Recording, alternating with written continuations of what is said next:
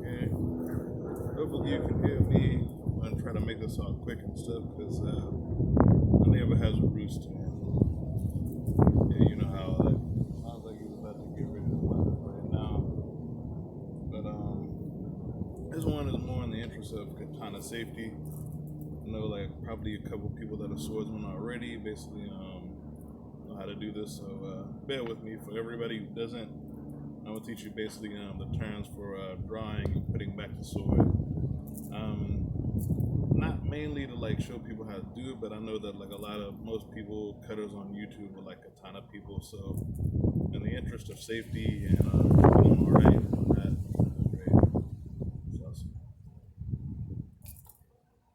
Um, so there's about a couple different ones for drawing it, but like the term for drawing the sword is called battou or blade drawing. So the term for putting it back is called noto. So to show you a couple steps on how to do it, pretty safely. A couple different schools already teach how to do it, so there's like a little bit of a variance depending on what school you're learning, or basically more or less if you're freestyling, this is probably like double important. So you basically kind of get back into a stance, kind of like an L stance, or with your left foot at an angle, and your right foot kind of pointing out straight. So even if your lead foot is normally like your left foot, then you can just draw the blade and switch. The reason why they try to get you to put that leg back is so that you can avoid any cuts or like immediately like shear off your left leg or anything. So that's one safety purpose of this thing right there. So moving on to the actual battou part where you draw the blade. So a lot of people they try to do this, and this is not safe, and it's also bad form. So you try to draw the sword like so. Your arm is fully extended, which one it will leave you vulnerable to a cut. Even if you don't do that, and you're just a backyard cutter, it makes it pretty hard to get the blade out. Like which I got the sword frog on, so it kind of has like the extra length. But normally, if you have like the OB wrap, overextending your arm like the full degree, you probably wouldn't be able to get it out.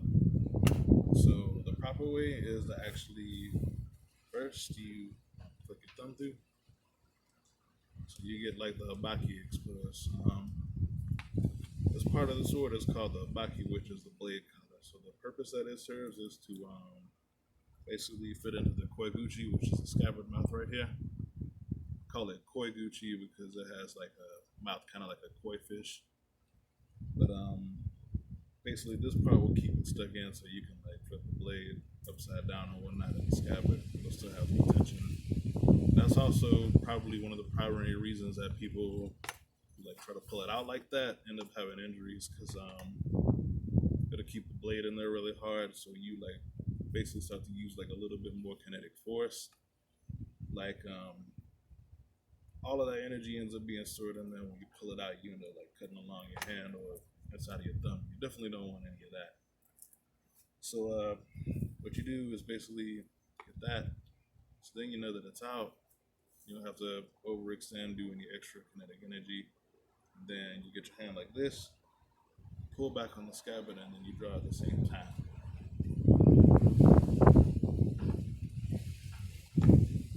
So shown from this side.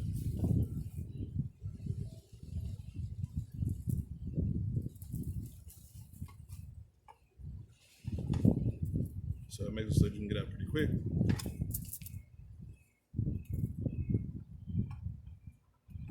And because you already know that it's already out, then basically you don't have to pull super hard.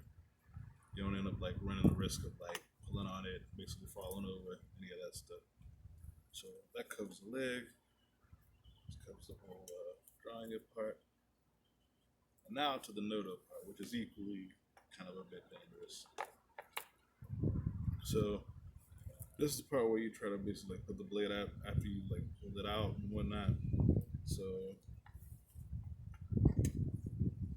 everybody tries to basically like that. So if you just stick it in, you're gonna end up stabbing your hand at some point, especially if you like try to get it really quickly.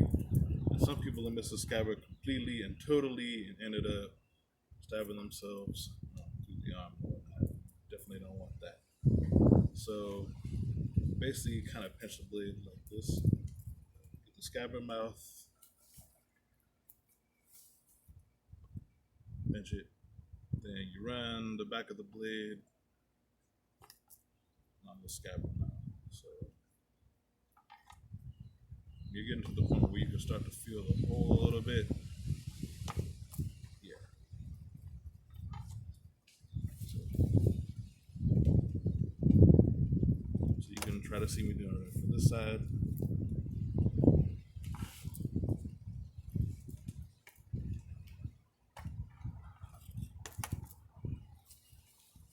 Basically, hopefully, there's a help of water all out of it. So that was a noto part.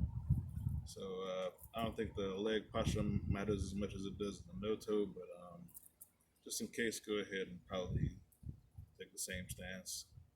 So aiming with that trajectory over there, so like protect your whole left side.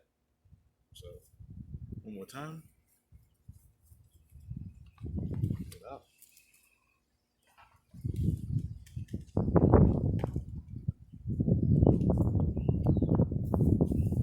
All right. Hopefully this will help somebody out. So see you in the next one.